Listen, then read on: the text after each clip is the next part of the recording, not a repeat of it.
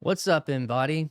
Today, I'm happy to welcome you all to today's conversation on the Yours Truly podcast with me, your host, Christian Baxter, and today's guest, Stephen Osborne, also known as theandric Sophia, formerly known as Well of Zimzam on the YouTube. And he recently told me that name will continue to change. Stephen has been playing in this corner of the internet for a while and hangs out a lot on General Grim Grizz's floating channel of meaning, the Broken Clock Tower. Stephen has recently come out of the lurk, reaching out and having conversations on his channel. A recent conversation of note being Dr. Roy Clauser, and all the yours truly faithful out there, you will recognize Dr. Clauser from the CW Weeks orchestrated conversation I hosted on this podcast about a month back. I cannot recall the exact video, but a few weeks back, Stephen sent a somewhat cryptic comment that I was not able to really understand. He then emailed me a little less cryptic message that I better understood, and we took the conversation to a phone call, where he shared bits of his own story of meaning with me, which was interesting to say the least. Stephen later reached out to see if I would host a conversation between he and I that would enable him to share his personal story of finding meaning through his newfound Christian faith and experience in the Orthodox Church. I thought that would be a good idea because this is a place to think out loud, together, and talk some story, as the Polynesians say. So that's exactly what we're going to do today. I don't know a lot about Stephen, but what I do know is that he has been involved in the wine tasting business professionally, which is a unique in and of itself, and that his passion and study of this practice was actually the way sense was made for religious faith to come to his life. We'll unpack that, and I'm sure much more today as we practice some conversation craft here on the Yours Truly podcast. So, without further delay, I give you Stephen, currently the theandric Sophia. Hi, this is Christian Baxter, and you're listening to Yours Truly, a place we go to think out loud.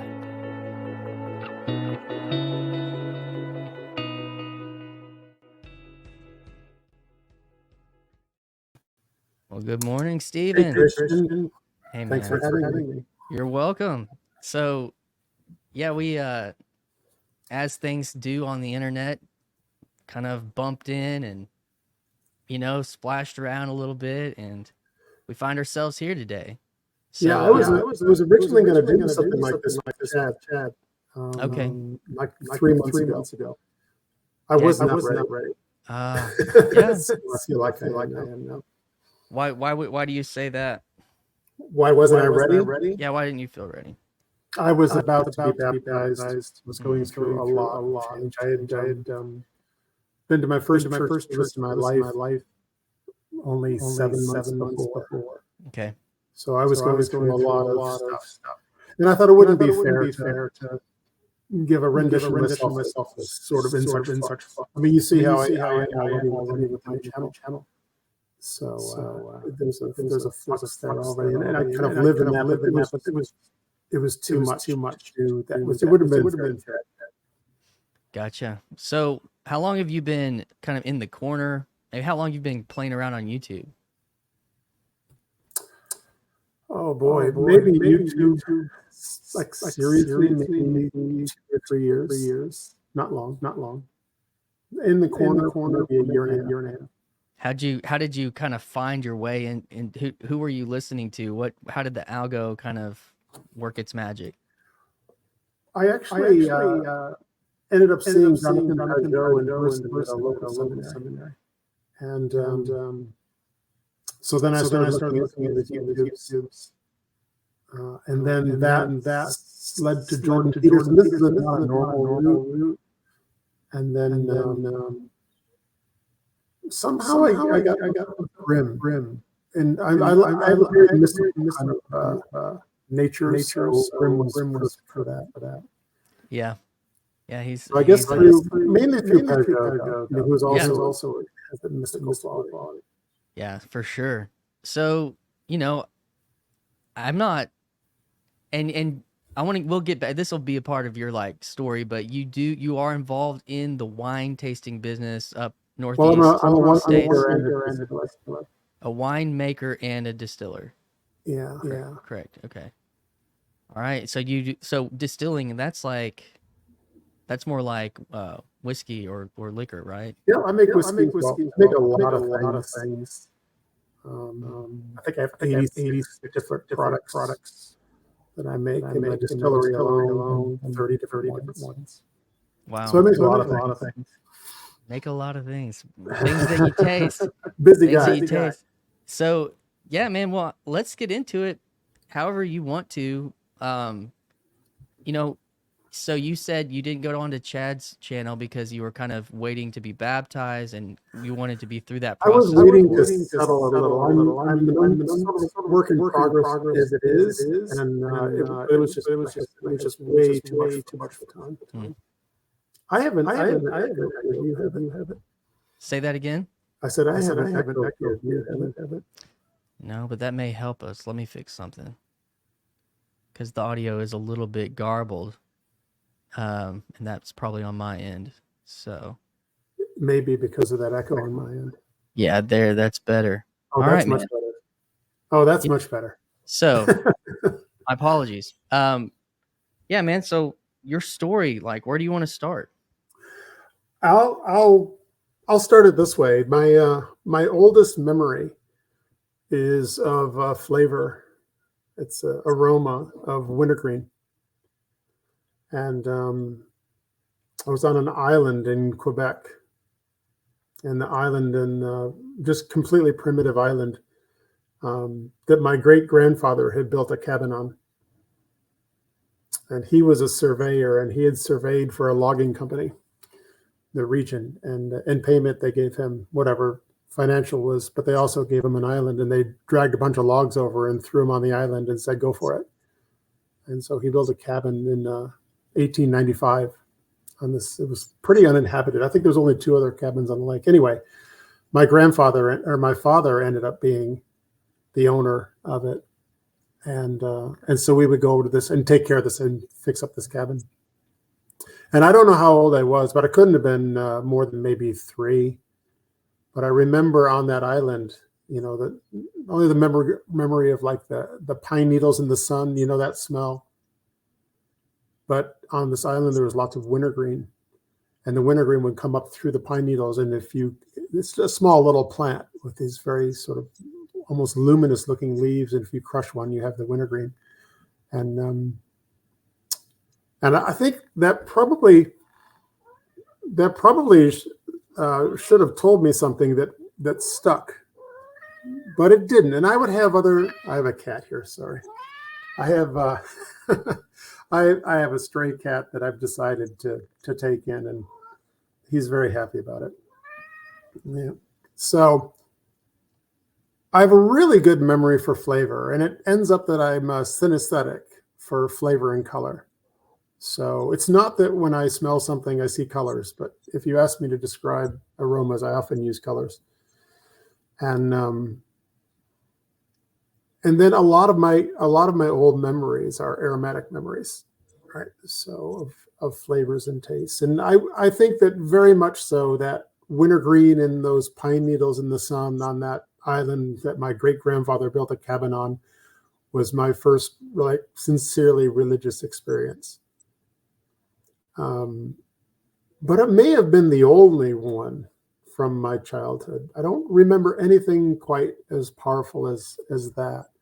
But I ended up being a winemaker and a distiller partly because of my ability to parse out aromatics and to think of aromatics, to think of aromas in a very different way, not in an analytic way, in a non-analytic way, and in almost an emotional way. So a lot of the things that I produce are not normal things. They're not,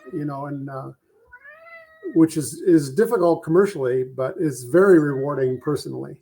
And so you could probably say that my religion, in my professional life has been what my professional life, right? Mm-hmm. But I never thought of it that way. And it's only been recently that I look back on that memory of that wintergreen and think to myself that was really a transformative. And I've since had in the church in the Orthodox Church that I'm in, I've had remembrances of that moment at certain times during liturgies. like bringing back that moment like fresh in a way that hadn't been since I was a kid. So that probably tells you something. And I think my two oldest characteristics that you would think, wow, that makes it's a different kind of a thing, is that aromatic sort of sense. And also I write a lot of poetry.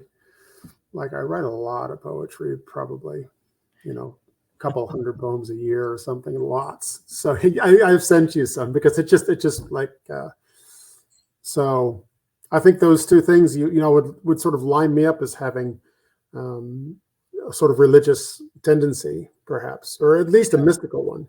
Yeah.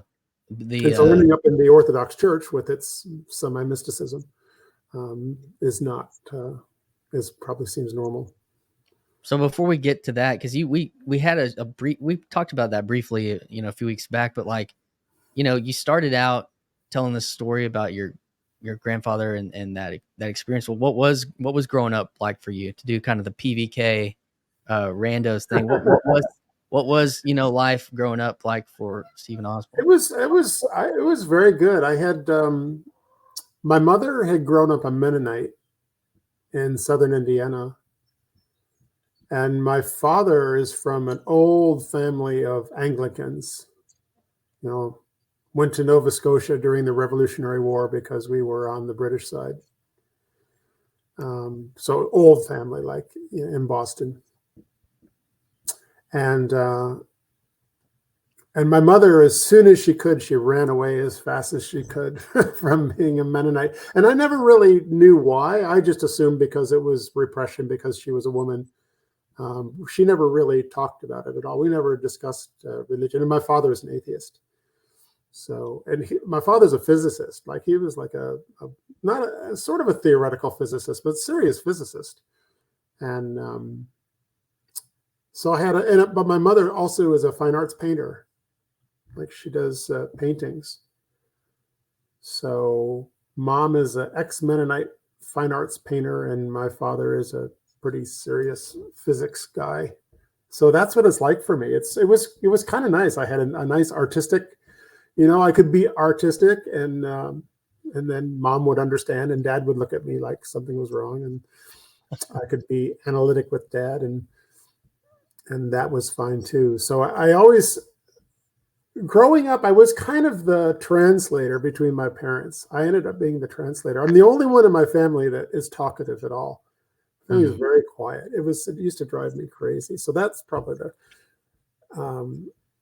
so I ended up sort of being a mediator between my parents. It's not there was any serious problems. It just seemed to me that it was too bad they didn't understand each other better. And I'm this kid that's, but it wasn't in any way traumatizing. It was just sort of mind expanding, right? So I have a very developed artistic sense.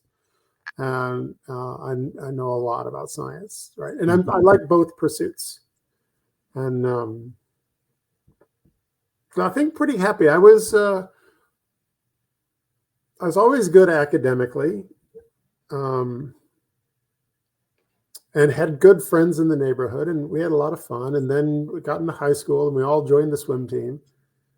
And so I have a lifelong love of swimming now. I swim most days. Really like it. For me, swimming is also semi-mystical. You might say maybe that was part of why I didn't ever have a religion. I didn't ever go to church. We never went to church. We did read a Bible. It was a children's Bible when I was maybe 6 or 7. We read through this children's Bible, one of those illustrated ones. It's funny, in the library at the Orthodox Church I'm in, they have several other copies of the exact same one. I was very surprised. That's the children's Bible we use too. I'm like, wow, I've been Orthodox my whole life. Yeah, I think those stories are powerful. Yeah, those stories are powerful, and I think they were kind of integrated into me, although I didn't think about them ever. And it was weird in a way. My mother would run from being a Mennonite, and my father was an atheist, and there we are reading the Bible stories. But I guess they probably figured I should know the stories in the Bible. I guess. I don't know what they were getting at. But I didn't have any religion until a year ago or a year and a half ago. I didn't have, no, only a year ago. I've not been in church a year yet. So I'm like brand new. So you mentioned like, being very synesthetic with taste and smells, and then that being a part of your reality. Yeah. And then you had kind of academics and art, like, or science and art within the house. Right. And you said you picked up swimming as a routine, and sports were important, I guess, towards the end of school. And you've kept up that habit. You went into a field of tasting and like this whole aromatic. Well, yeah, the winemaking and distilling are art, and I'm still doing the same thing. I'm still. Yeah, but in our conversation, you talked about, I guess, some of the science of it, because you do, I guess, some chemistry to make these different products. Yeah, I ended up. Went to the guidance counselor in high school, and the guidance counselor is looking over my transcript. It must have been 10th grade. And I guess the guidance counselor is there just in case your parents aren't doing their job and telling you what you should do with your life. So the guidance counselor is going to tell you what you do with your life. So, so he's looking at my transcript. He said, "Oh my goodness, you're really good in science and math." And he pulls out the engineering school, these engineering colleges. I'm in 10th grade. And I'm like, yeah. My brother is going to be an engineer. My father, is in an engineering firm. My uncles are all engineers. My father's side is like it's either engineers or preachers, or engineers or ministers, whatever is at Anglican. I don't even know, which is interesting, but very academic, right? Mm-hmm. So I said, yeah, but I like mom too. I said, I'd like to sort of include mom in my future, because like in my academic future. He said, well, what do you mean? He says, what does your mother do? I said, well, she's a fine arts painter. He's like, no. No, you want to do engineering. You don't want to do, what are you thinking? So the next time we met, I said, no, I'm serious. I really want to do something either artistic in science or sciencey in art. I want to blur the lines. I want to continue translating for mom and dad. Right? That's my thing. So, so I said, well, there's one school around here that'll take you. And if you write a really good essay, you've got the academics and you've got the extracurricular stuff. You just need to write a really good essay. And you can go to the school and they'll teach you whatever you want to know. And they don't really care if you can make money after. I said, that's perfect for me. So we'll see if I can not make money doing this thing. So my mother was painting a painting of pine trees. And I have this painting that she was painting at the time that I had to write this essay. And I was looking at the tubes of paint, and I was looking at the pigment materials. And the pigments were, they were like sulfides and oxides of heavy metals, nasty. We hope the paint medium keeps those chemicals from entering mom's bloodstream, that kind of stuff. And I thought, well, that's kind of fake. I have enough science to want to be real, and you're painting pine trees with heavy metal sulfides. What are we doing here? What kind of a misrepresentation of reality is this? Wouldn't it be better to paint pine trees with pine tree pigment? Whatever is pigmenting the needles, we'll figure it out, and then we'll put it in a paint medium, and mom can paint her pine trees with pine tree medium, and that would also, be a little transcendent, right? Because as you're looking at the painting, you're also looking at the tree in a way, because the tree is the same pigmentation, So I wrote an essay basically saying that, except by the time I wrote the essay, I thought, well, maybe the problem is it's really expensive paint. There must be some, or technical, there must be some reason why paints are the way they are. So I said, well, maybe a portraiture, maybe portraiture, someone would pay enough for a painting of themselves that even if this paint is really expensive, the image that they look at is something they've never seen, because a mirror doesn't reflect color accurately. It reflects dimensions fairly accurately, but it doesn't reflect color accurately. Just like this, neither of us look like this, right? We look like something else. And so I thought maybe people would pay to see what other people see when they look at them, right? Which is an exact color. And you may say, well, that's a really fine, but it doesn't matter because it's a transcendental thing, right? You're transcending, you're seeing yourself in a way you've never seen yourself because someone painted you. We don't think that way. We think of a painting nowadays, especially, we think of a painting as inaccurate, But imagine if it had a color accuracy, but then you have to figure out what pigments people, right? And make paints that are of human pigments. So I wrote that and got accepted to school, went to school, and really expensive paint. I mean, if you figure out how to do it, you can do it, right? You can make these paints that are colored with synthesized pigments that are the same as human pigments. But it's incredibly expensive, and it's so the application is so technical. You can paint for 20 minutes, and then you have to put the painting in a box full of argon for an hour to let the oxygen dissipate out of the paint medium so it doesn't destroy the pigment. And then you have another 20 minutes to paint before the oxygen content, So yeah, and artists are spontaneous. I paint, and artists are spontaneous and don't have a lot of money. So right about that time, I met a guy that was studying to be a winemaker to save his family farm.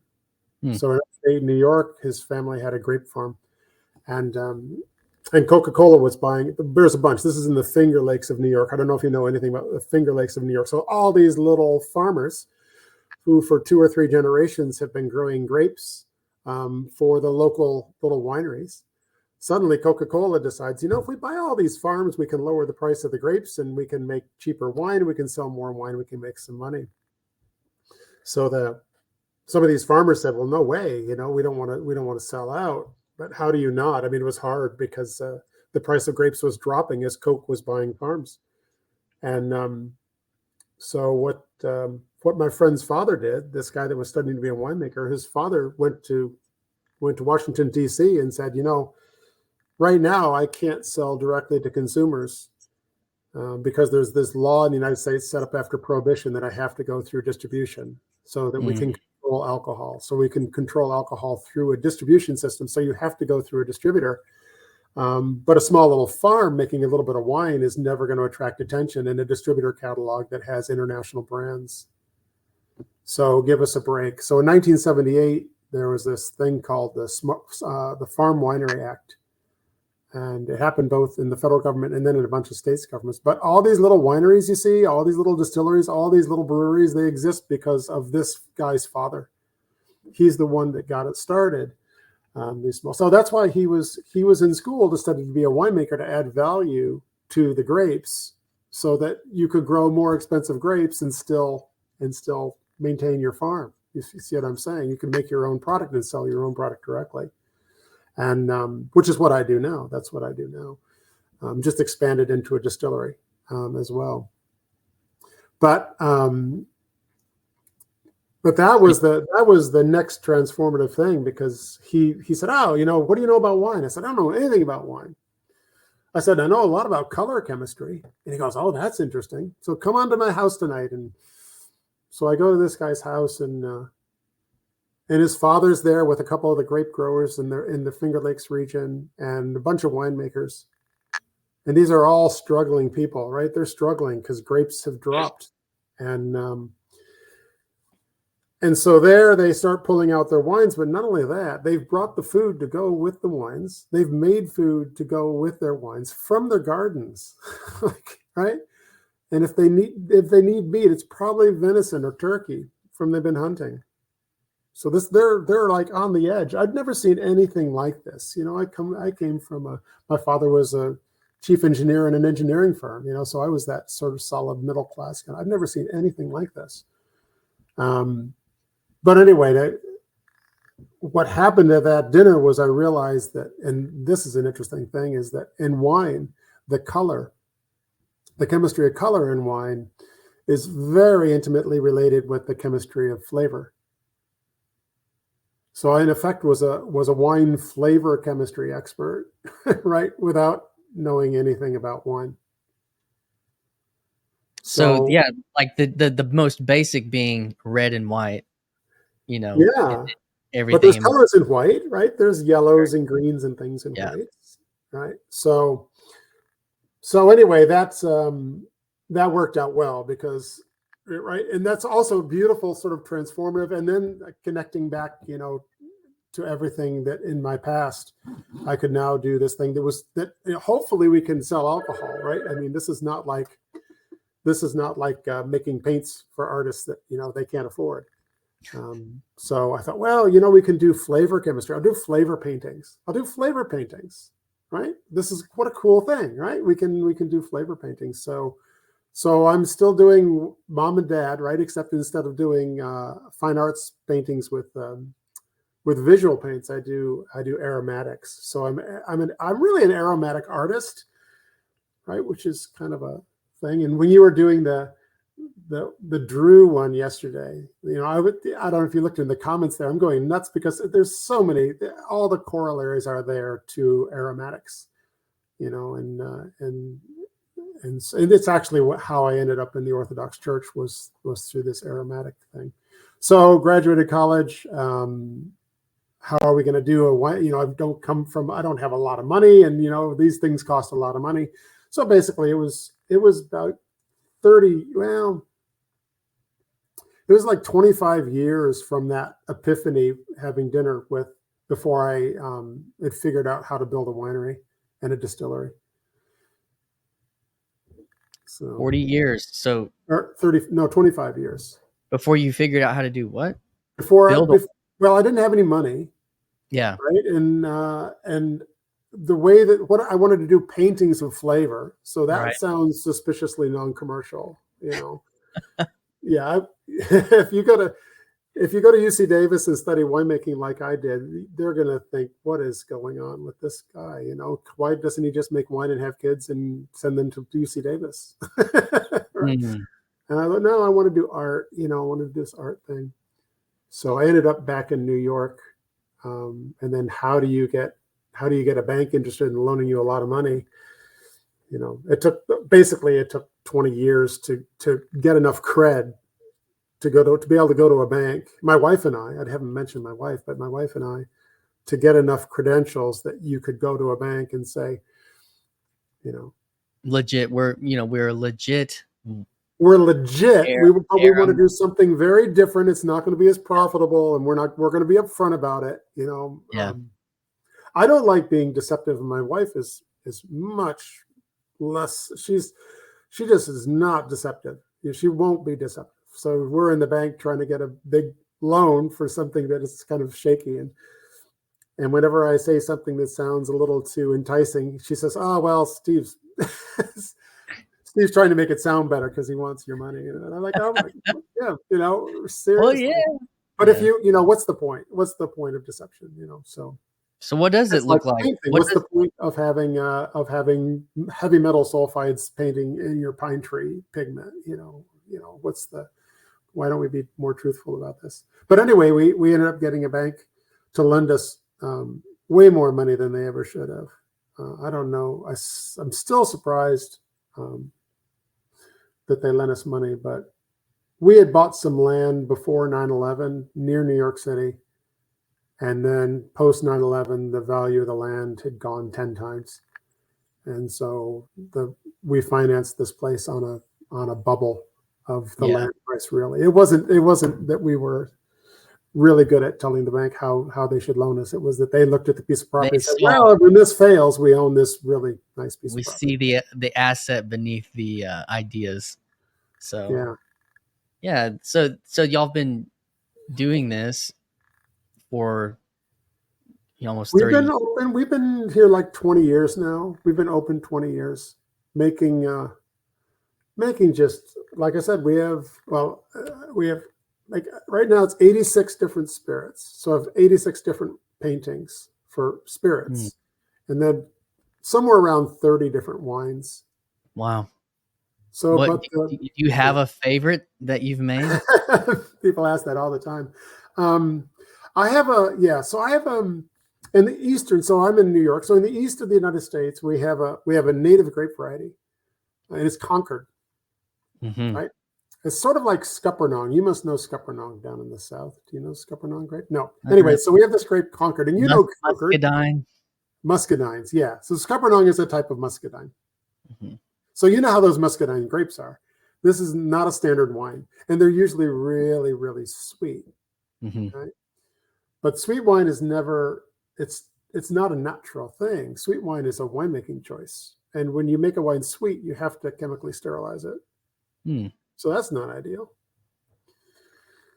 So what I wanted to do was I wanted to make wines from the native grapes of this town. The town I'm in is the oldest wine growing town in the United States. Cool. So there's been, the site I'm on is the second oldest wine growing site in the United States. So there's been winemakers where I'm sitting right now for 270 years. And for almost all the history, they were making Concord wine, and it wasn't sweet because they didn't have the technology to make it sweet. If you make wine naturally, it's never sweet. It's hard to imagine, right? Imagine a muscadine wine without any sugar in it, but you can make muscadine wines without any sugar in it.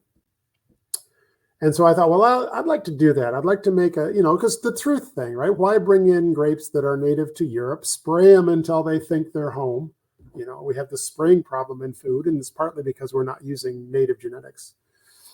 And I'll make native wine the way people used to, the way people on my site used to make it. And we can be truthful, because here's what the wine industry would do if they would do what they would do, right? Use grapes that are native to the region, don't spray them so much, make the wine in a more natural method. But we don't do that in the US. We grow European grapes. And I don't think people in general realize that those muscadine or that Concord could actually make really good wine. It's just that you couldn't make it sweet. And the problem with that is it's going to take much longer to make. So my favorite wine is a wine made from a grape like Concord. It's called Niagara. It's a white instead of purple. It's the way wine was made on my site before we built our winery. All the previous wineries were all making wine in this natural method. We're the only winery in the world that makes American grape wine in a natural method. But here's the catch. It takes 8 years to make. Wow. It takes 8 years to make. So you think about that. You've got a bank loan, and for 8 years you're just going to pay it off somehow while you're making this kind of. But the cool thing about it is you can say, well, in America we do have our own grapes, and they will make our own wine, and you can take it seriously. It's just you have to make it in a natural method. So was the reason for importing the grapes just because culturally wine in Europe is seen as more, professional wine? It has something to do with after World War II, the GIs come back. They've tasted wine from Europe, right? Mm. A lot of them are children of immigrants. So they've now seen their parents' wine, and they're like, what are you doing? With these American grapes, you could have your own grapes. But you have to remember that those immigrants were happy to be in America. And they were happy that there was a different flavor. That muscadine flavor in wine to an immigrant might have been the flavor of freedom, right? The unrepressed expression. But then the kids, of course, have been to Europe, and now they come back. Oh, we found the wine you used to drink. You don't have to slum it with these American grapes anymore. We'll grow European grapes. So I think it's partly that, but I think it's more that because of the way that American grapes evolved, they don't taste as good processed in the way that we make wine to make it faster. So if you don't alter the chemistry, if you leave wine alone, it takes years to make. We had this idea that a long time ago, wine took a long time, and now it doesn't. And the reason it doesn't is because the bank won't put up with it. Mm. So we grow European grapes because basically you can make wine faster that tastes better. It tastes better processed. It's the same as everything. I hate to burst the bubble on the wine industry, but it's the same as the food store, right? We eat the food that's made from the genetic material that tastes best processed. Mm-hmm. And that's just how it is. And if you say, well, why is that so? It's because it's much cheaper to do that. Processed food is cheaper to do than a natural food. So it's the same thing in wine. So my favorite, well, that's a long answer to your question. Hopefully it's interesting, but it's that we make wine the way it's been made on this property for a long time. We make wine in a way that very few people make because of the time it takes to make it. And then we can show you what would the wine be like without the alteration of chemistry, and what would it have been like if you had come down the road 200 years ago. Mm. So there's like a truthfulness, right? It's this. You can see this theme through my. But that was the time between when I had dinner with my friend in the Finger Lakes, and oh my gosh, I know wine color or wine flavor chemistry, to the time I poured my first bottle of that wine was 33 years. Wow. 33 years. That's a journey. That's a sojourn to a destination, like a vision. I think that's incredible. Yeah. I love how you're talking about truth in this way, because all the way back to the pine needle, like painting a true green. And then you're talking about the trueness of food, and that you have this.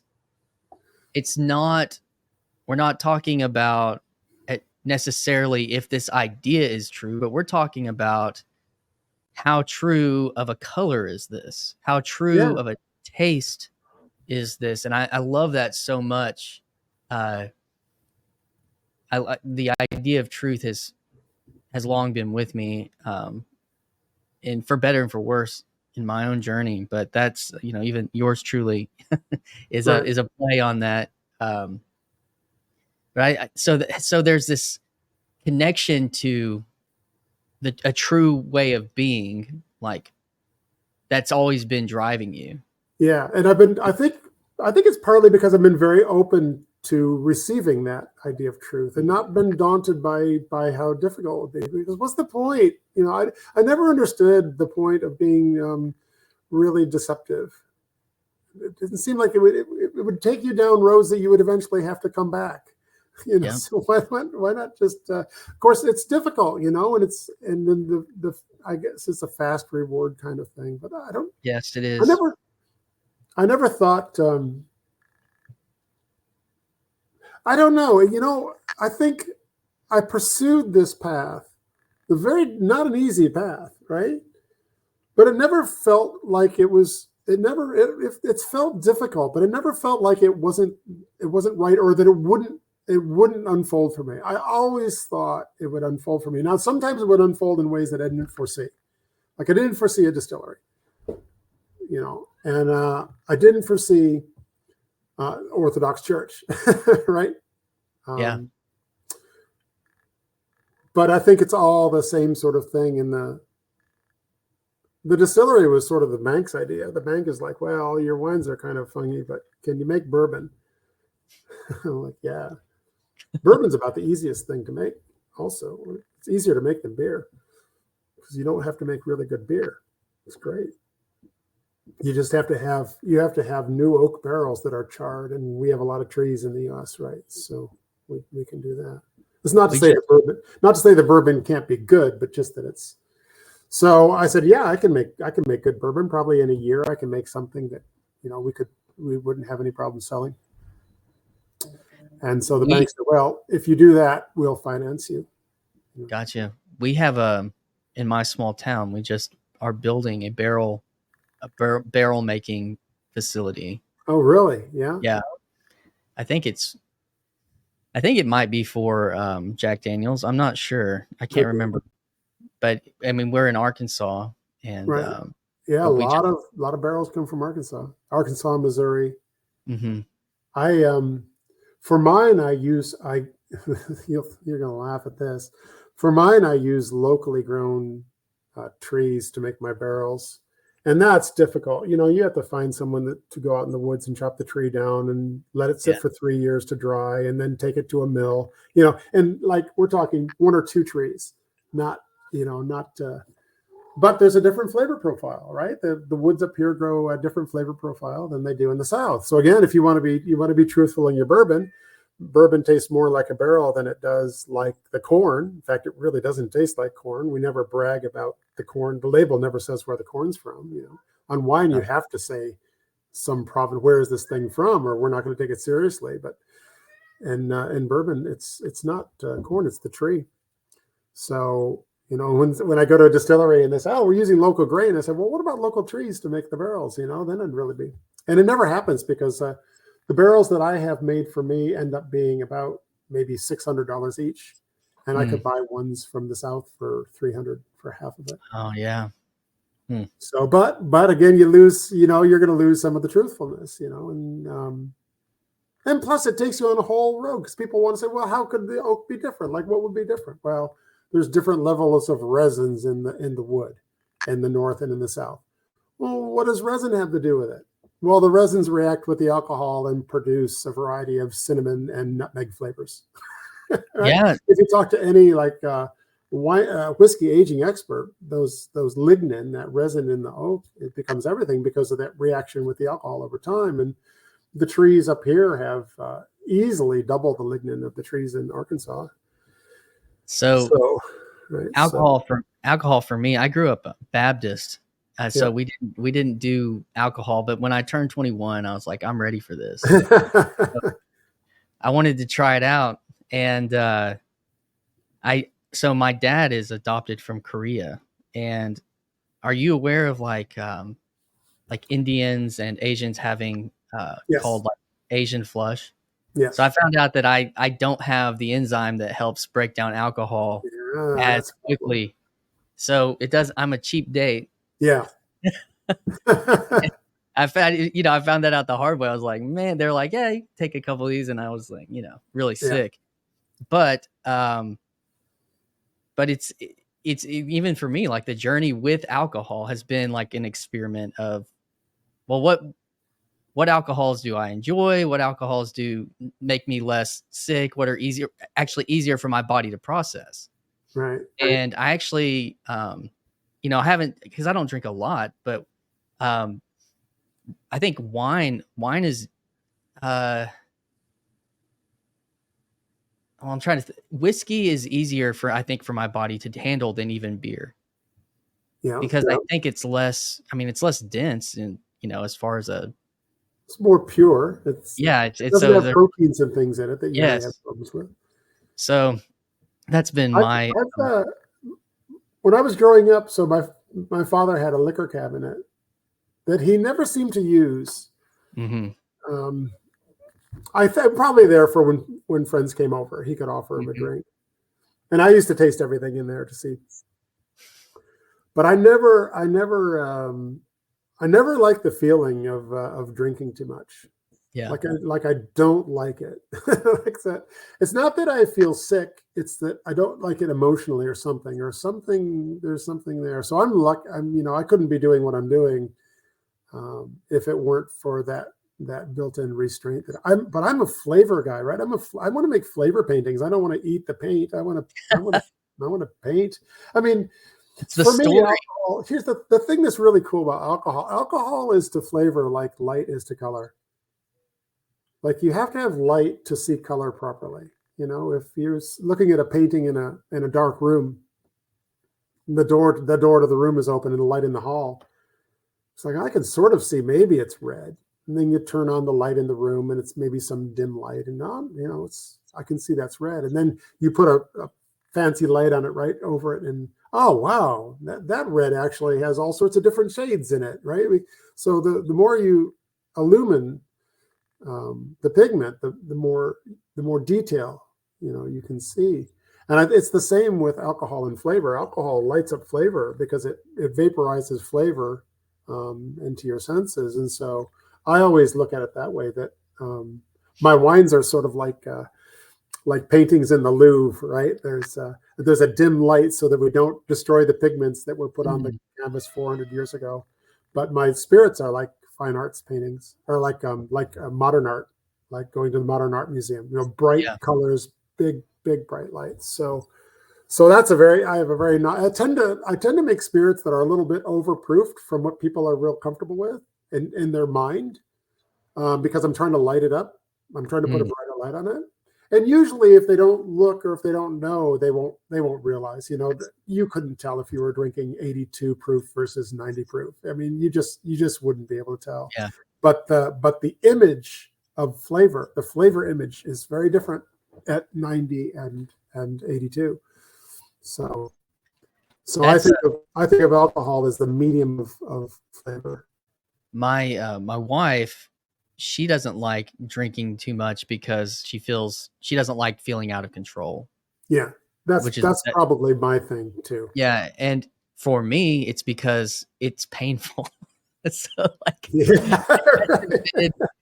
I can be hungover before the night's over. Like if I start drinking at dinner, like I can be hungover by 11 because that's like, Yeah. so like that's not fun. So it is much more in our house. It's it's much more just it is about enjoying flavor. It's about enjoying like relationality with Right. people, and that social aspect. But it's fun. It's fun to talk about flavor as art. Try it. No, people don't do it because the industry is not going to teach you that what you're drinking is art, and they want you to think it's a natural thing. But of course, it's not a natural thing. It is an art, and that's another thing in itself. I was talking about that processing that we do in the wine industry. We're growing European grapes because they taste better processed. It doesn't mean that it's not good. It means that it's art. I mean, Van Gogh's Starry Night is processed as chemically a process the night sky as you're ever going to find. But we know it's an artistic thing. We don't burn it because it's a processed thing, So that's kind of how I think about like when people say, "Well, you're really against processed wines." I said, no, I'm not. It's art. The problem is the industry is telling you it's nature. The industry is trying to convince you that Van Gogh's Starry Night is the night sky, and in general, they can get away with it. And if you're a truth guy, right, you're like, this is just so non-ideal. The wine and the spirits have a beautiful nature and a beautiful art, and people don't know how to discern between the two because the industry is getting away with telling them that art is nature. They're telling them that mom is dad. They're telling the industry is telling you that mom is dad. I'm like, I can't. This is just too much.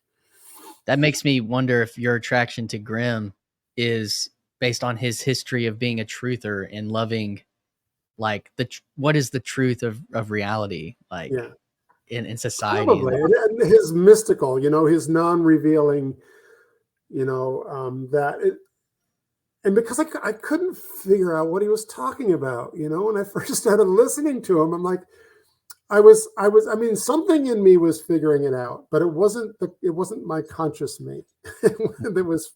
But then, what got me with Grimm, first of all, he was doing those dice rolls and he was doing chakras, right? He's like doing this chakra stuff. And I've been through the chakra thing with flavor. I've actually created a chakra specific absinthe. So that sounds bizarre, but I have these chakra specific. So there's herbs associated with the different chakras.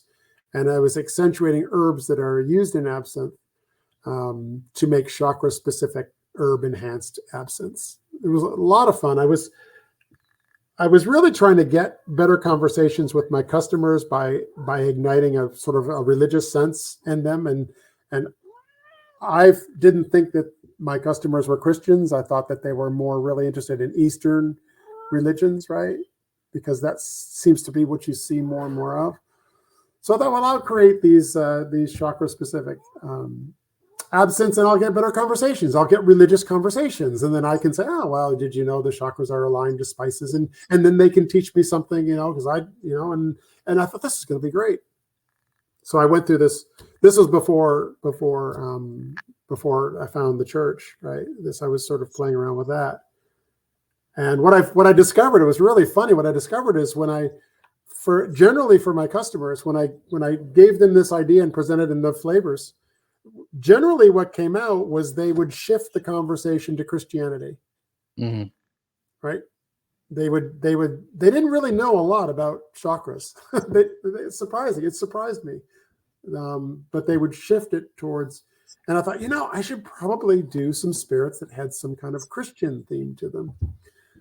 So, this is where our conversation started. Yeah. So I started to get these more truthful conversations, right? These more depth in the conversations. So, but anyway, so Grimm is rolling the dice with the chakras, and I thought, oh, what if we apply that? What if we apply that to like saints? What if I get a list of saints, and then when he pulls a card or something or rolls the dice, I can attach a saint to it rather than a chakra, because this is the way that I had been sort of going in my professional. I don't know if this makes any sense, but so then I started studying saints, not because of him, but I think because I was doing more flavor things. I was actually studying saints before meeting Peugeot and the whole thing. So by the time I was involved with Grimm, I was sort of getting involved with the church. I knew a lot of saints. I had 52 that all no problem. So I made a list of 52 saints. And if you know, I still do that when he pulls cards. In the comments, I always attach a saint to the card. And I didn't think anybody was watching or anything. And so I stopped doing it. And then Grimm says, "Hey, what are you doing? You stop doing the saints." So, well, nobody likes the saints. He goes, "I like the saints." I said, "Really?" Okay, so, but I think that it ended up being a really transformative thing for him. That idea of the randomness of the dice deciding who the saints were going to be, right? And so I started doing in my own life. This is at the time about the time I was starting to go to this Orthodox church. In the morning, I would roll dice to get saints for the day. And I would think about how those saints might be interrelated, like what did they have in common, or how were they related, and maybe make a little story during the day, thinking about, from the random roll. But I think there's a lot to that. I think that the things are much more, the generation of the kernel of generation is more random than we think, and that the germination of like stories and things can be from a sort of a random event in the beginning, leading to us sort of pulling together a story out of it and creating a context for that, such that we can live it out. We can embody it. That's a huge part of Jordan Peterson's foundation for the meaning crisis. I mean, one of the things that he was trying to get people to do, young men to do, was make a simple narrative arc for your life. Right. But you're doing it in a very much more kind of mystical way, incorporating these things, and so it's a deeper level of that. But our culture is so vacuous when it comes to meaning that just sitting down and taking 30 minutes to construct a narrative for your life is, no one's calling us. I think it might be. I've never done this and haven't thought about it. But if write down on a piece of paper like 20 events in your life, and don't worry about the order. Just write 20 events, and then take a 20-sided die and roll it 3 times, and pick the 3 that come up, and see how you are the same person, or see if those 3 don't lead to a sparking. Oh, well, that gives me some sort of, like, maybe I'm just guessing, sure, because it really did that with me and these saints things. It's and if you want a defense against the dark arts, I don't understand how saints aren't a good way of doing it. And you could say, well, saints can have a dark side, and that's true. But that, and you can, hopefully, it's a known thing that you can filter. It's not like you can use this known thing that's partly dark, right? To defend yourself against things that are dark in an unknown way. I don't know if that. I think that's right. I was having conversations with my wife about, it's you have to accept your shadow side. You can't suppress it. If you suppress it, it'll kind of take over. But you have to be able to look at it and face it and deal with it and understand it. And that's what that makes me think of. You end up seeing it in everybody you look at, right? Projecting it. You start. Oh, that person's acting bad, and it really bothers me. Like, what's going on with that? Well, when that happens to me nowadays, like when I see something, it's like I have some emotional, like, negative reaction. So, okay, there's the thing that I'm reacting to is probably the thing in me. It's probably the thing in me that I don't like. Like, because it doesn't make any sense. Like, well, I don't know anything about this person. Why would I? I think that, and if you know what's wrong, and then as you do these things, as you know what's wrong in you, then you won't make the mistake of mischaracterizing somebody, of giving them a false label. Yeah, you don't want to label them incorrectly because of your own faults. So whenever we talked first, you told me that frankincense played a big role in getting you connected to the church. Can you tell that story? Yeah. So when COVID came, I was doing these absinthes. I had hired a guy that knew absinthe really well, like the French, the standard, like what is absinthe? He knew like the French, what is absinthe? And then as he was teaching me absinthe making, like I said, one of the things that happened is like, I'm like, oh my goodness, there's like 15 herbs in absinthe and 12 of them are Ayurvedic, 12 of them are Indian, thanks to Alexander the Great, I guess, getting over there. And then, absinthe ends up the monks in Switzerland in not only the 1600s or even before are making absinthe-like things from the herbs that they're growing in the garden. And they inherited the herbs from the Greeks, and the Greeks were in Macedonia and India and Egypt. So anyway, so there was I had hired him, and then there ended up being, there was a problem. And the problem is that at a certain point, as I started learning more and more about this and doing my own research, it became apparent that I was probably at the end of what I was going to learn, and but I didn't want to let him go because he was really good, but he was expensive. And when COVID hit, the customers stopped coming instantly, right? We had no customers. Imagine, it's crazy. So I had no money, and I thought, well, I have to get rid. I had really got rid. I had 6 full-time employees. I've never had anything like that. And I had to get rid of them all because it was a complete unknown. We were going into I'm a business that 90% of what I sell is out of my tasting room. Right. Like you see the cat staring at me here. And so I ended up firing everybody, which all worked out because everybody got some sort of compensation. It all kind of worked out, and I didn't get a big hit on my unemployment insurance because the government understood what was going on. But anyway, he had given me some recipes from an absinthe producer in Paris in the 1850s that he had these. They're beautiful, all calligraphy. Obviously complete art. I mean, this is flavor art, and that's kind of how I look at it, right? So I was looking at these recipes and I'm like, well, what are these? And, it was translated French, and it was obviously badly translated, or they were colloquialisms, right? The herb that grows between the cracks in the cement on the north side of this rue in Paris. And I'm like, we're never going to know, how are we going to know what this herb was?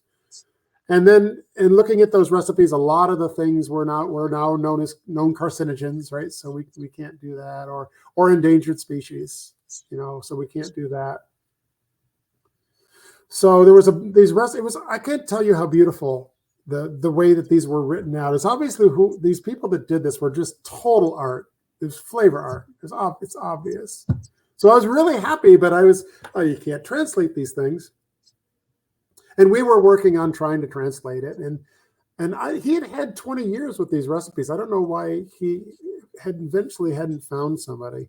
But then he left COVID. And I'm like, okay, I'm going to work on that. I got nothing else to do. I'll work on these art, and I'll develop my art during COVID. I got, customers aren't here. So I eventually figured out a few of the recipes. And I'm not far from the Culinary Institute of America. So like a culinary school near here. Yeah. And they have flavor archaeologists. I didn't know there was such a thing. So I had the flavor archaeologist here. And so she was helping me decipher, what these things might have been. And anyway, I ended up making I ended up making some of these, but the ones that I were making, some of them had incense herbs. Like there was myrrh. Like there's a cinnamon myrrh liqueur that I make.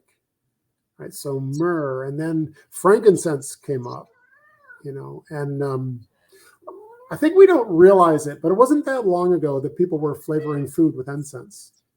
I think we don't do that now. We don't think of that. Like if I say cinnamon myrrh, you think, oh, cinnamon's a flavor and myrrh is an incense. What's he doing? But in the ancient, especially in the ancient world, some of the most expensive flavoring ingredients were incense, were saps. They're saps of trees, right? These incenses. And so I started playing with those incenses, and I couldn't believe how unbelievably beautiful these things were, in the spirits. And it was funny. I'll tell you, it's kind of a funny mystical thing, but I was in my lab. I have a nice lab, right? And I'm in the lab, and I'm figuring out how to extract the flavor. And of course, you would think, well, for incense, you're going to burn it, but there's other ways to extract. But I was also burning. And one day when I was in there burning, I had this thought. It wasn't sort of like you should do this, Steve.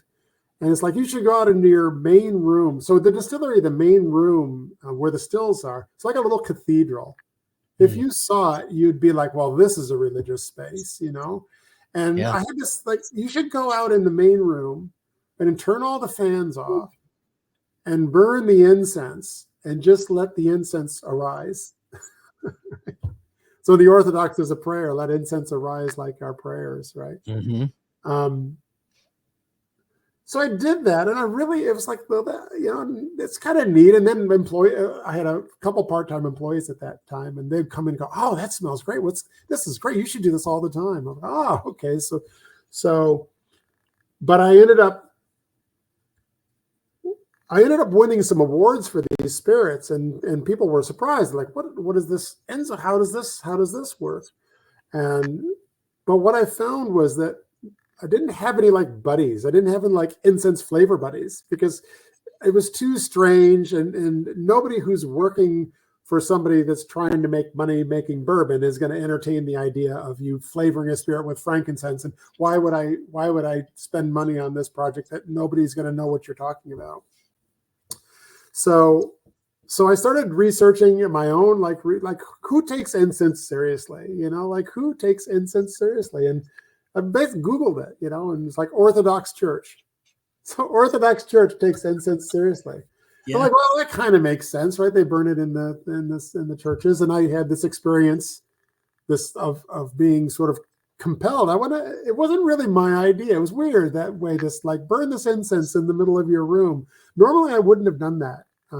But so I call up that seminary, right? That seminary that I had seen Jonathan Pajot at, right? And I call him up and I say, well, I want to talk to a priest about incense.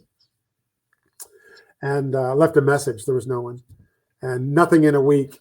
I'm thinking, oh my God, these people that say that orthodoxy is evangelizing, I can tell you that they aren't in New York. There's no sign of it.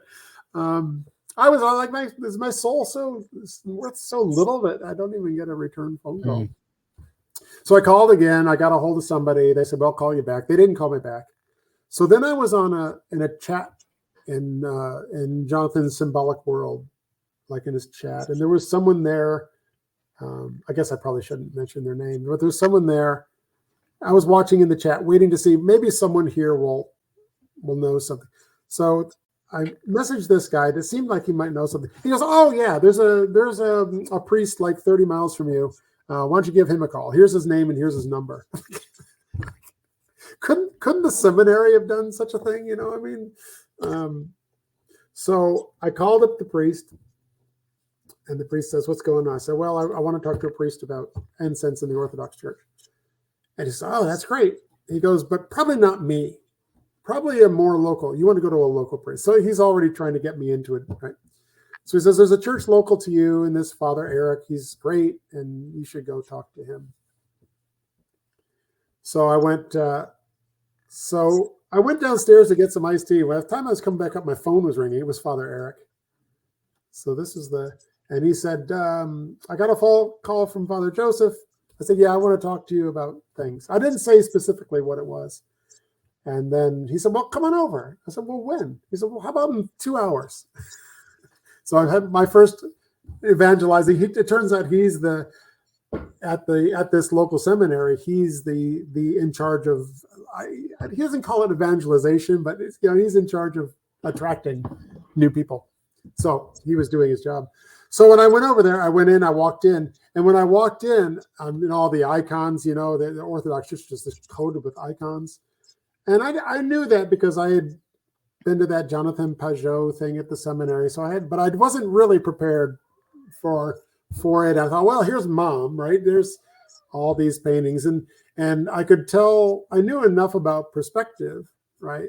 To know that something was going on in these icons that was not normal, right? The perspective was coming out, not in. They were looking at us, not us looking at them in the way they did. But anyway, so I was very taken by that. And Father's sitting there, and I go over, he goes, so why are you here? And I said, well, yeah, apparently you take incense seriously, and so do I. So I wanted to share ideas. So he was great. He took me in back and showed me like all the little drawers and all the different incenses. And I knew a lot of them, and he had some particular things. And then we came back out, and behind there's on the altar, there's always a giant iconostasis, right? There's also this giant, right? And it's Mary or Jesus. In our case, it's Jesus Christ in Transfiguration. And so I said, well, thank you very much. And he goes, is there anything else? And I said, well, how come I can't look Jesus in the eye? He said, well, let's talk. Right. So that's exactly so. But yeah, it was really, really nice because the church, you were talking about music and the way that transforms. And I think of aroma as even more visceral, right? Like you hear a song and it can bring back memories, but when you smell an aroma, it can really, your entire brain physiology is built around your sense of taste and our, so then went to my first liturgy with the incense, and the liturgy is entirely sung, right? And it was just, I was like in overload. It was just too much. Like I still tell this church that I said, I'm almost a year, which is not long, but I'm still overload. It's still like too much. It's like everything has come together, all these pieces of my life in the art and the science. And and it turns out I have no problem from the scientific point of view with it either, because of certain things. And, but yeah, it was really nice to see.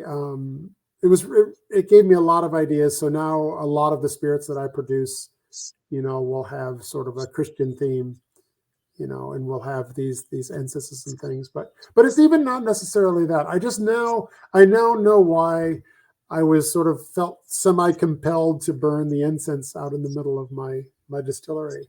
It's because it's definitely a holy space. It's where I'm this. In Orthodoxy, the incense is a part of how you pray, and so that was that was like the beautiful transformative thing. It was a bit like that old memory of the wintergreen and the pine needles in the sunlight. It was like that, and I don't know that it added a dimension of how I think about the spirits that I was making, in terms of what I think about when I'm making them, but it adds a dimension to what I see in people when they taste them. Like I said, that idea that these folks that want my chakras, or that didn't get it in the chakra specific absence, would always be sort of hinting at Christianity, even though they were, we're not Christian.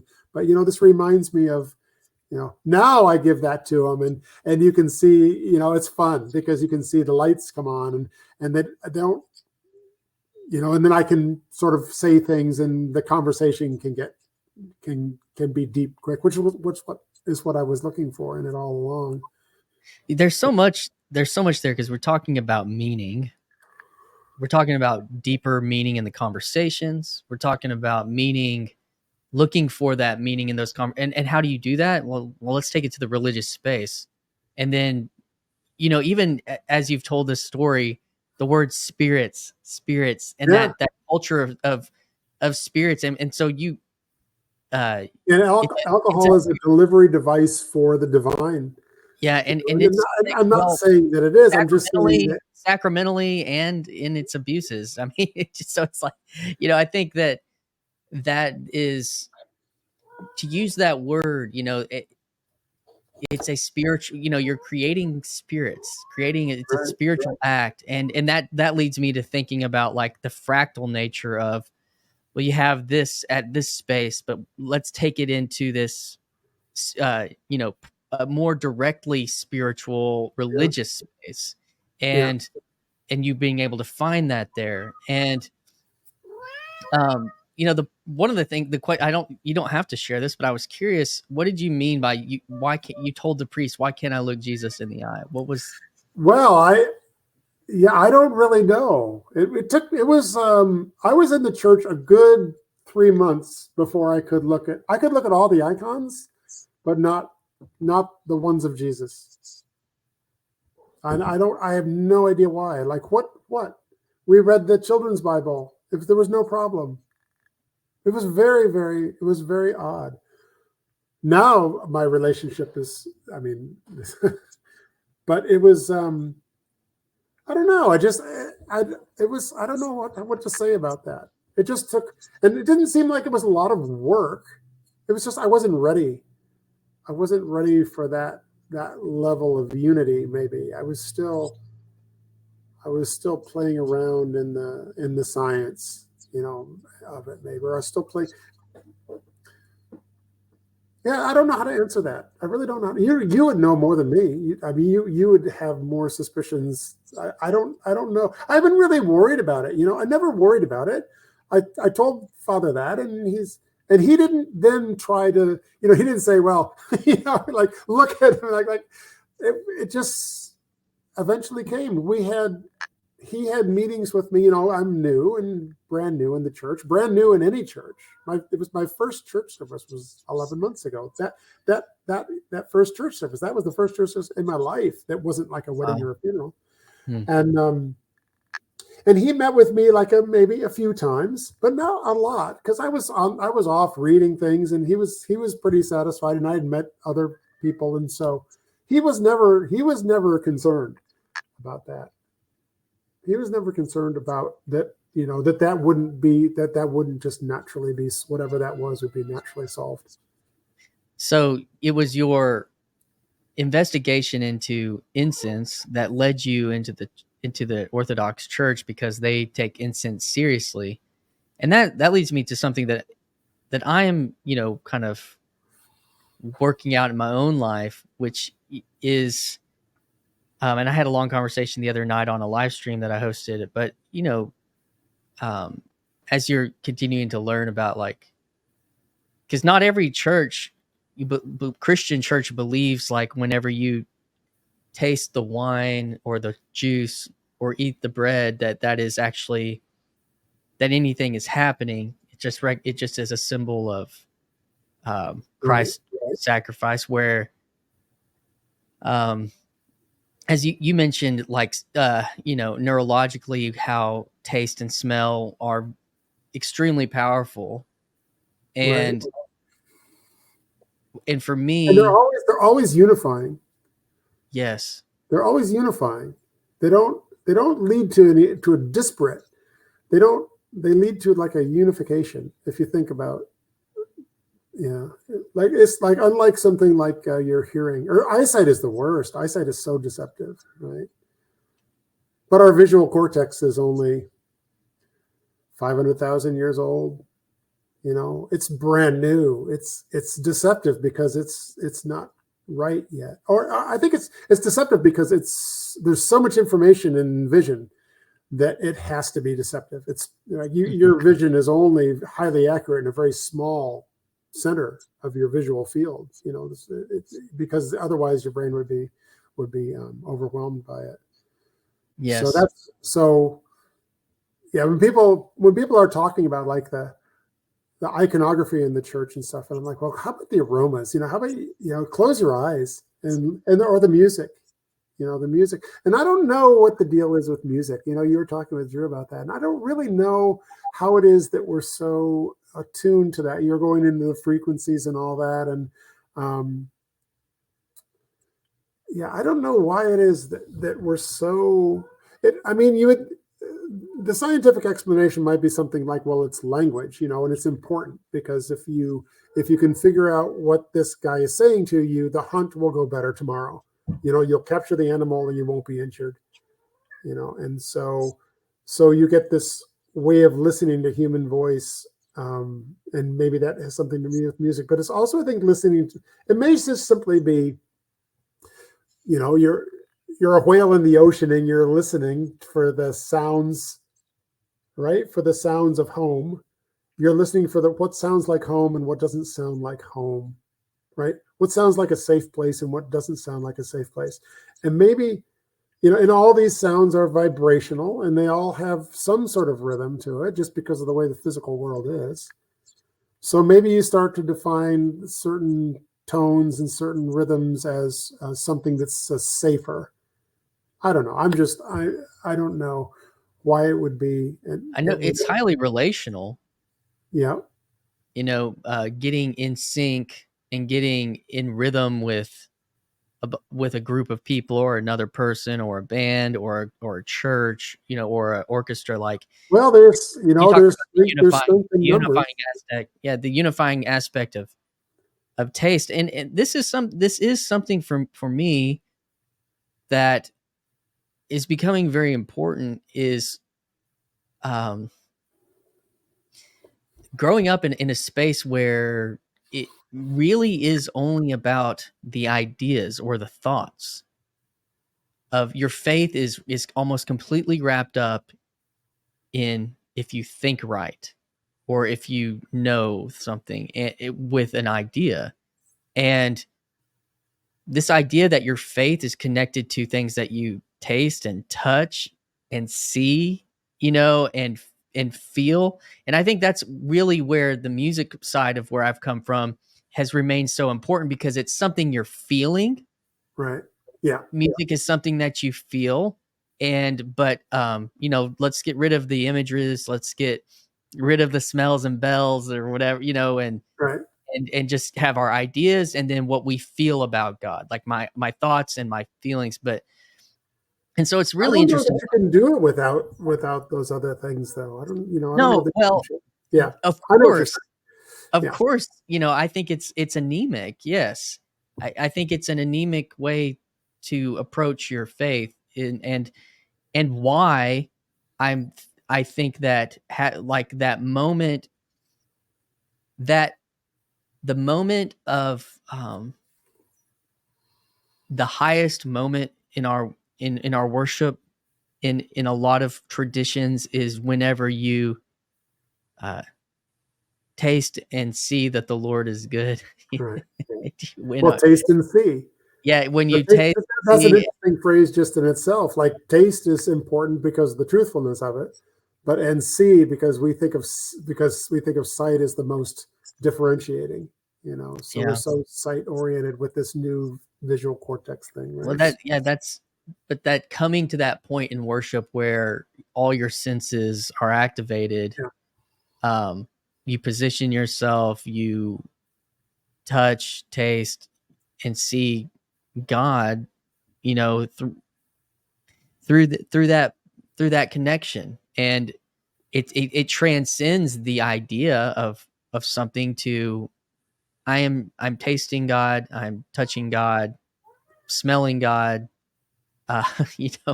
Like I know that for some people that's going to be weird for me to say that out loud, but that's why, like, the grounding nature of communion, I'm communing with God and with one another and with my at a very high point a very like focused point. That's something that I've been thinking about a lot in the last, well, for a while now. But yes, I was alluding to it, but I'll tell you my most encompassing theory that is probably not good. But I've talked to a bunch of anthropologists, and so far they can't see what's wrong with this. So check this out. So before fire, right? Before we come out of the trees because we've mastered fire, we're in the trees, and that's only 500,000 years ago, only. So we come out of the trees because we have fire. It keeps the danger away, but also, when you have fire after the hunt during the day, you can stand around the fire and gesticulate what you did to be successful. And then everybody can sort of learn, right?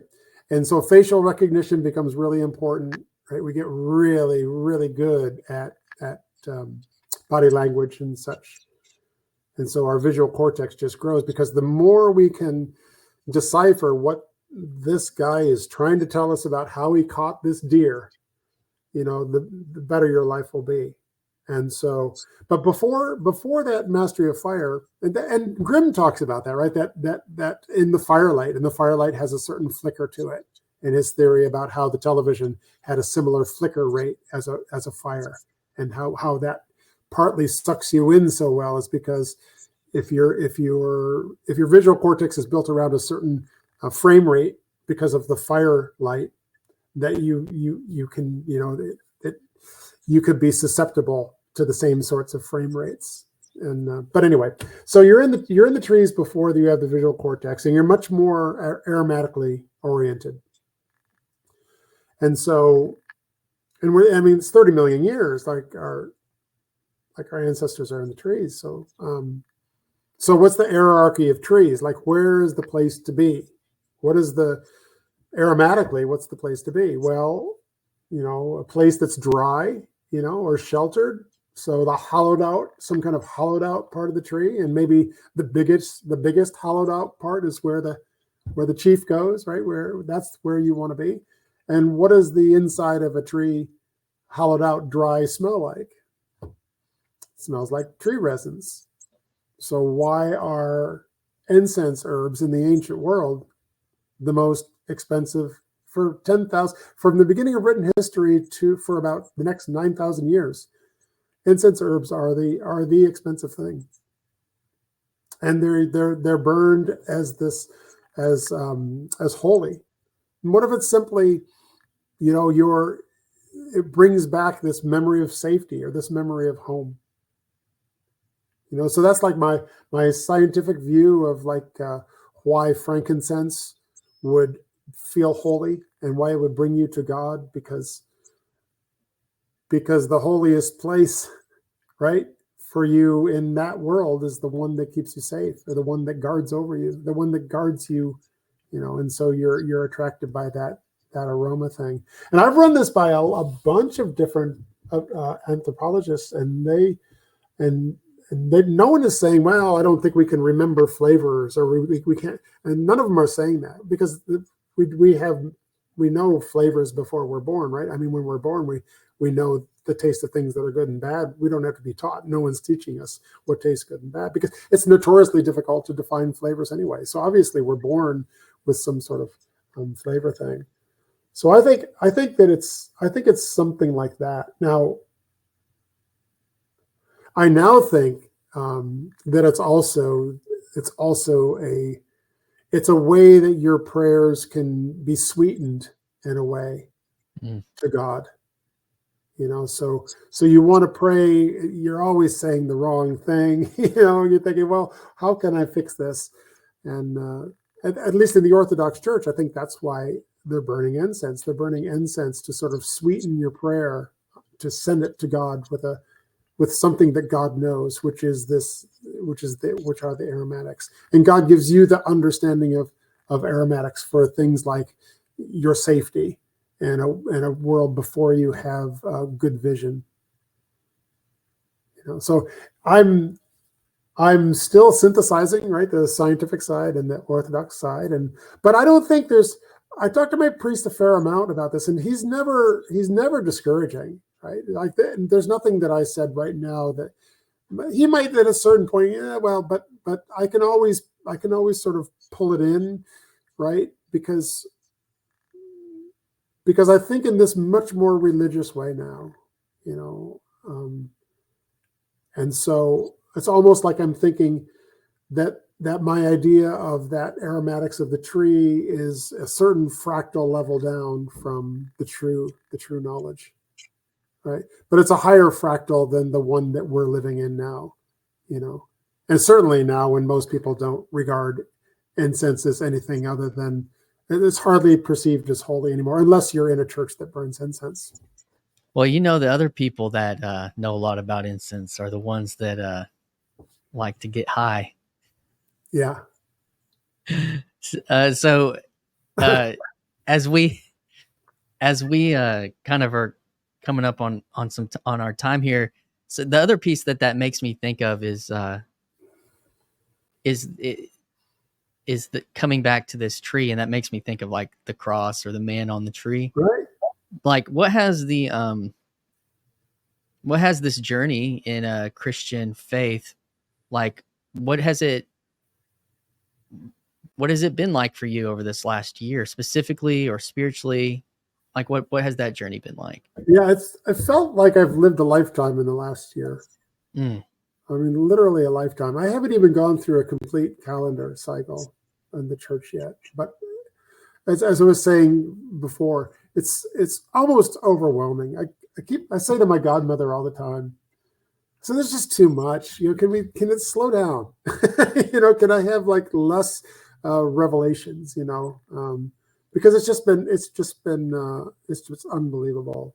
The way that it's synthesized things in me that I didn't realize needed synthesizing.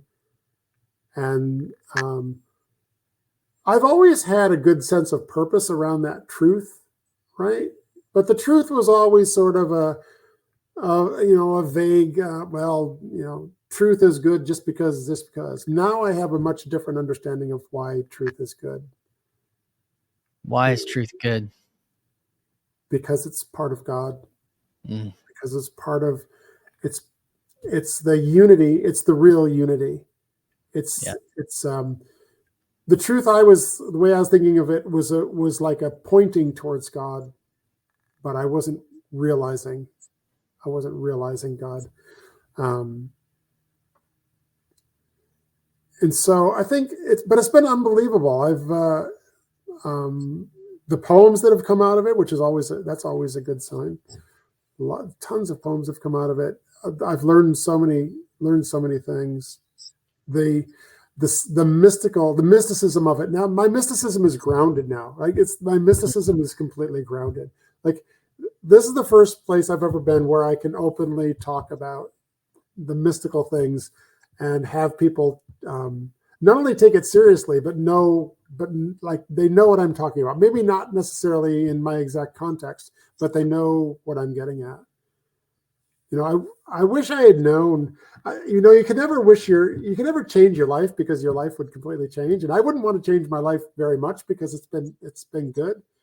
But I wouldn't give up this church now for anything. I'd give up the winery before I gave up the church.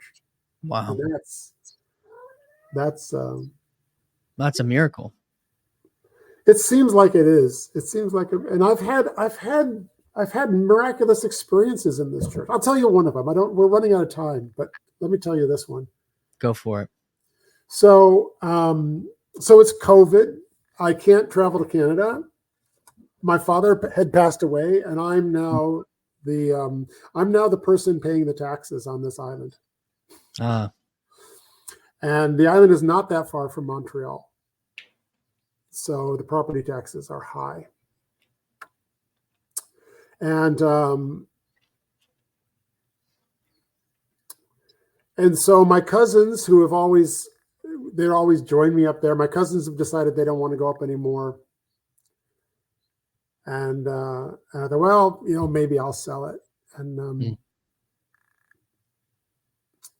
And it seemed like a big decision for a while, but then I got a phone call one day from a real estate guy, and I hadn't been pursuing it. It wasn't for sale.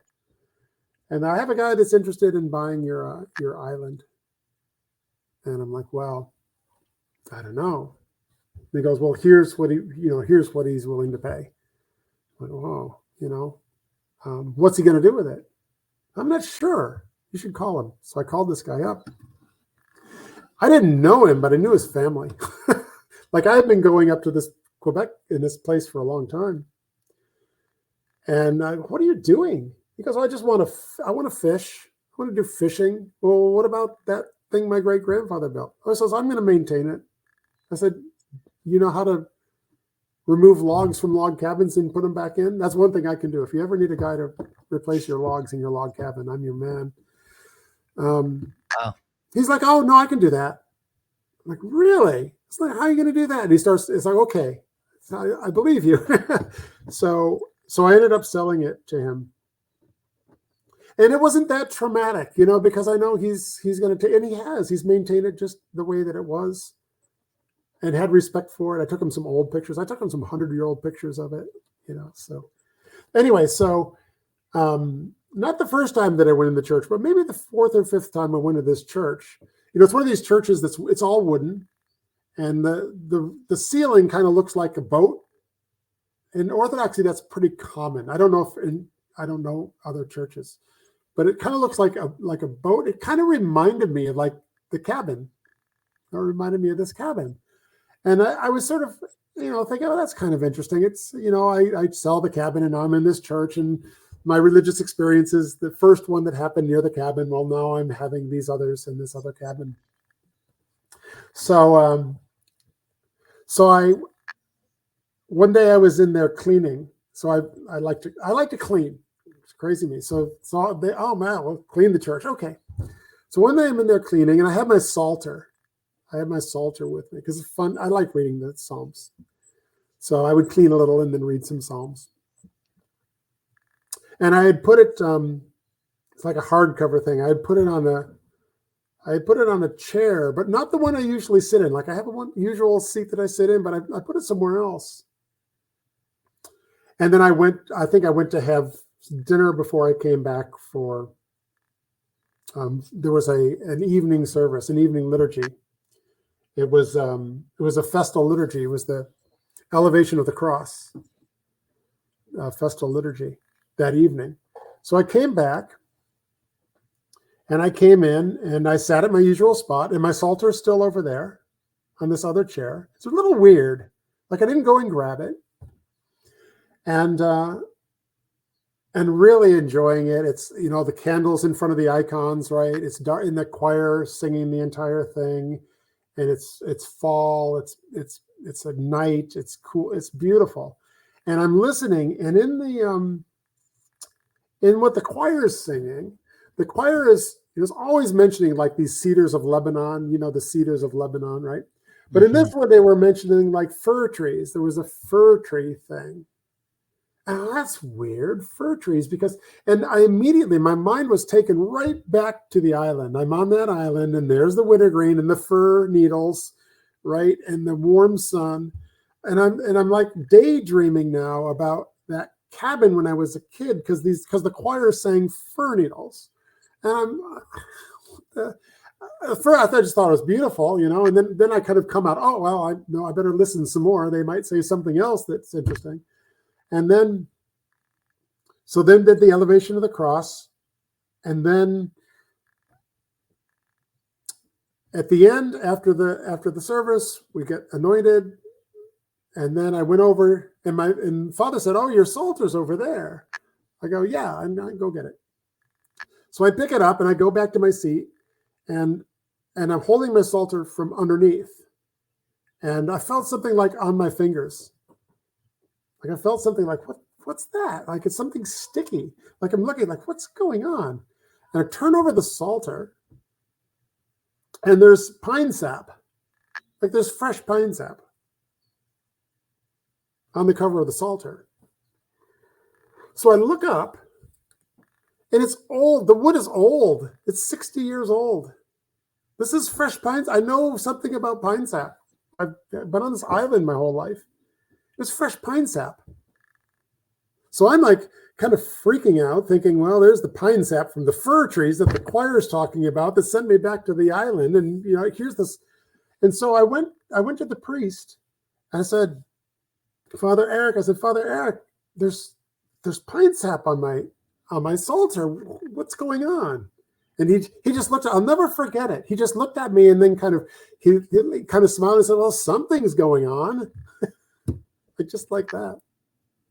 Wow. So, it's not. That's not easy. Within a couple of days, it had hardened. So I've had other, but not. I haven't had anything that's hard. That kind of is a tie-in, right? I mean, that sort of, it ties the sung liturgy to the maybe the trauma of selling your grandfather's cabin, and your old memory and your spirituality. But then this is just a completely, I mean, how much do you have to know about me for that to happen that way? I mean, and you say, well, you know about you, and so you kind of caused it to happen. But boy, it does not feel at all like I caused that to happen. It was, so. Wow. Wild, huh? Yeah. I couldn't help but thinking about, and this is just the old evangelical in me, thinking about that, even the nature of that service about raising up that tree, that cross, that it's all pointing there, all connecting. Yeah. It's really it's just too much. I mean, for someone that's new into it, it's just, that's why when I come in that's one thing that I'm fascinated by the TLC, because I'm so different. Like I'm so different from everybody in the TLC. But I find it really interesting to listen to you guys talk about, and your like a disorientation and finding your way back. And for me, it's been like all like orientation. I haven't had it. Although you might have said, well, your whole life you were disoriented, you just had no idea. But that's the problem is when you're disoriented, right? And that's when it can get really, I suppose it can get really hard. But anyway. So. Well, Stephen, dude, I'm glad you reached out, and this has been a wonderful story, and I've enjoyed the conversation and look forward to seeing you around, and everyone else who's out there getting to watch this and connect to this. Now you know more about Stephen. So say hi to what is currently the theandric Sophia hopping around in this little corner. Well, thank you very much, Christian. I enjoyed it very much, and thanks for listening. All right, man. We'll see you around. Okay, thanks. Hey guys, thanks so much for tuning in and staying with us until the end of today's episode. Your support and digital connection is deeply meaningful to me. If you've enjoyed our conversation and believe that these conversations bring real value to your life and in this space, please consider liking this video and subscribing to the channel. By doing so, you'll be helping me reach the goal of starting channel memberships, where we can continue building a TLC, this little corner of the internet sub-community. My hope is to be able to further cultivate digital community on this channel, to be a space where kindred souls can engage in deeper, more intimate discussions from various corners of the corner. Thank you again for being a part of this journey.